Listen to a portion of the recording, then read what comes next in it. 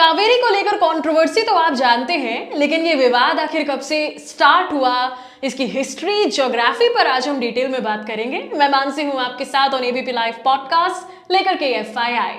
कावेरी जल विवाद, Kaveri water dispute, इसको लेकर कर्नाटक और तमिलनाडु में बहुत खींचतान चल रही है। इस बीच कई तरह के ट्रेड यूनियंस और किसान समूहों ने 26 सितंबर यानी आज सुबह 6 बजे से शाम 6 बजे के बीच बेंगलुरु को बंद करने का आह्वान किया, जबकि आने वाली जो 29 सितंबर की तारीख है, इसमें कर्नाटक बंद करने का ऐलान किया है। पूरा कर्नाटक। कहा जा रहा है कि तमिलनाडु को 5000 क्यूसेक पानी छोड़ने के लिए कांग्रेस सरकार के फैसले के विरोध में कर्नाटक में किसानों ने यह बंद बुलाया है। कावेरी नदी कर्नाटक के कोडागु जिले में पश्चिमी घाट के ब्रह्मगिरी रेंज में थल कावेरी से निकलती है और तमिलनाडु के मायलादुथुराई जिले के पूमपुहार से खाड़ी में बहती है। मायलादुथुराई जिले से बंगाल की खाड़ी में बहने से पहले कावेरी तमिलनाडु में 774 किलोमीटर की दूरी तय करती है, जबकि नदी कर्नाटक से निकलती है और दोनों स्टेट से होकर बहती है। इसलिए उनके बीच एक बड़ा वाटर डिस्प्यूट चल रहा है। आपको बता दूं कि गोदावरी और कृष्णा के बाद कावेरी साउथ इंडिया की तीसरी सबसे बड़ी नदी है। तमिलनाडु में कावेरी को देवी कावेरी अम्मा के रूप में पूजा जाता है। सुप्रीम कोर्ट के अगर निर्देश की बात करें तो कोर्ट ने 16 फरवरी 2018 को अपना डिसीजन सुनाया, जिसमें कर्नाटक को जून से मई के बीच तमिलनाडु को साल में 177 टीएमसीसी पानी अवेलेबल कराना है। इसमें से 123.14 टीएमसीसी जून से सितंबर के बीच जारी किया जाना है, जो दक्षिण पश्चिम मानसून का ड्यूरेशन है। कर्नाटक के कथित तौर पर 37.99 टीएमसीएफटी पानी जारी करने से इनकार कर दिया, जो कि दोनों राज्यों के बीच पहले के समझौते के अनुसार तमिलनाडु को देना था। कर्नाटक ने 24 अगस्त 2023 को सुप्रीम कोर्ट में यह भी बताया था कि राज्य में दक्षिण पश्चिम मानसून काफी कमजोर था, जिसकी वजह से पानी के संकट के कारण नहीं छोड़ सकते। बस कावेरी को लेकर फिर से कर्नाटक और तमिलनाडु में आमने सामने झड़प शुरू हो चुकी है। लेकिन अभी से नहीं, कावेरी जल विवाद आजादी से भी पहले का मुद्दा है। यह पहली बार नहीं कि कावेरी नदी जल बंटवारे को लेकर कोई प्रोटेस्ट या प्रदर्शन देखा जा रहा है। दरअसल ये विवाद कई साल पुराना है। यहां तक कि इस विवाद के चलते एक पूर्व मुख्यमंत्री को अनशन पर बैठते हुए भी देखा जा चुका है। कावेरी जल बंटवारा विवाद ब्रिटिश हुकूमत के वक्त से ही कर्नाटक और तमिलनाडु के बीच विवाद का मुद्दा रहा है। दोनों स्टेट, दोनों राज्यों के कई जिले सिंचाई के लिए कावेरी पर ही डिपेंडेंट है, जबकि बेंगलुरु शहर को भी पानी नदी से मिलता है। थोड़ा सा और आपको हिस्ट्री में लेकर चलती हूं। साल 1892 में कावेरी जल बंटवारा विवाद ब्रिटिश राज्य के तहत मद्रास प्रेसिडेंसी और मैसूर रियासत के बीच शुरू हुआ था, क्योंकि दोनों इलाके इस बात पर अग्री नहीं हो सके थे कि कैसे पानी को आपस में बांटना है। साल 1910 की बात करें अगर हम, तो दोनों राज्यों ने नदी के पानी को इकट्ठा करने के लिए जलाशयों का निर्माण करने के बारे में सोचना शुरू किया। साल 1924 में मद्रास प्रेसिडेंसी और मैसूर राज्य ने एक समझौते पर हस्ताक्षर किए। साल 1924 में हुए समझौते ने मद्रास प्रेसिडेंसी और मैसूर राज्य को कावेरी नदी के अतिरिक्त जल का उपयोग करने का राइट दिया।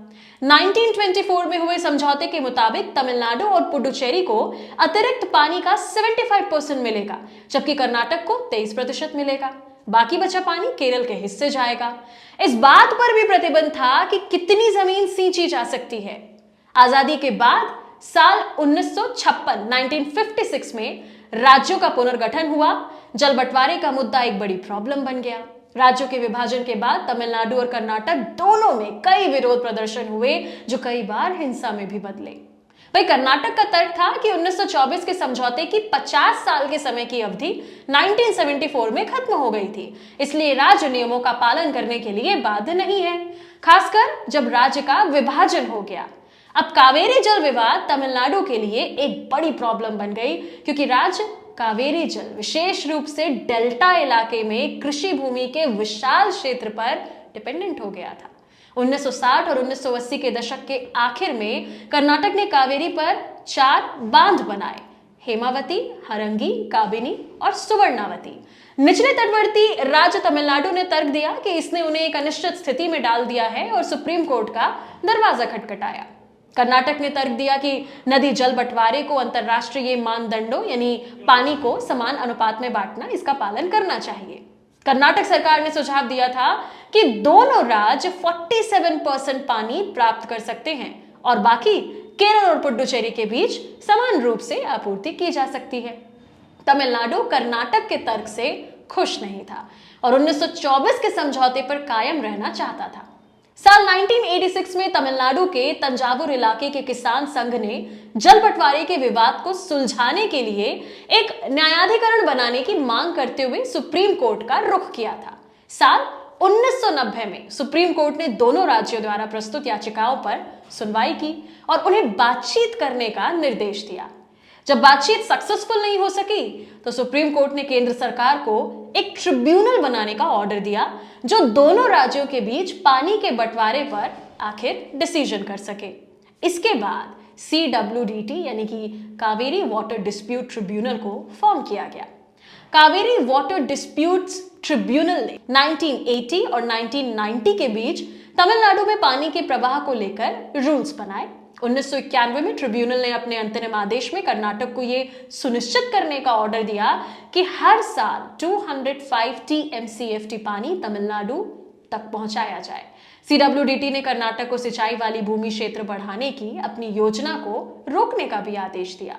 ट्रिब्यूनल के फैसले को अच्छा रिएक्शन तो नहीं मिला और दोनों राज्यों में दंगे अलग भड़क उठे। साल 1993 की बात करते हैं। 1993 में तमिलनाडु की मुख्यमंत्री जयललिता ने यह कहते हुए चेन्नई में MGR स्मारक पर भूख हड़ताल की कि ट्रिब्यूनल के अंतरिम आदेश का पालन ही नहीं किया जा रहा। इस पर कर्नाटक ने कहा कि राज्य सूखे का सामना कर रहा है और इसलिए पानी नहीं छोड़ा जा सकता।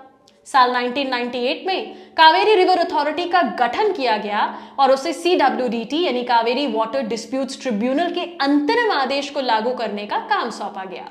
कावेरी जल विवाद पर तमाम उठापटक होने के बाद कावेरी जल विवाद न्यायाधिकरण यानी CWDT ने 2007 में अपना अंतरिम फैसला सुनाया कि उपयोग के लिए उपलब्ध 740,000 मिलियन क्यूबिक फीट यानी TMC पानी में से 419 TMC तमिलनाडु को, 270 TMC कर्नाटक को, 30 TMC केरल और 7 TMC पुडुचेरी को भेजा जाएगा। इसके अलावा बचने वाला 14 TMC पानी पर्यावरण संरक्षण के लिए रिजर्व होगा।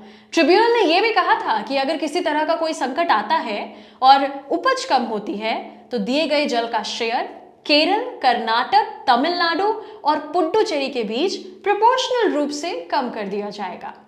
फिलहाल ये विवाद यूं ही इतने सालों से चला आ रहा है और कर्नाटक ने तर्क दिया है कि कम बारिश वाले वर्षों में, कम बारिश वाले साल में वो तमिलनाडु को पानी नहीं दे पाएगा। आज के FYI में इतना ही। मैं मानसी हूं आपके साथ।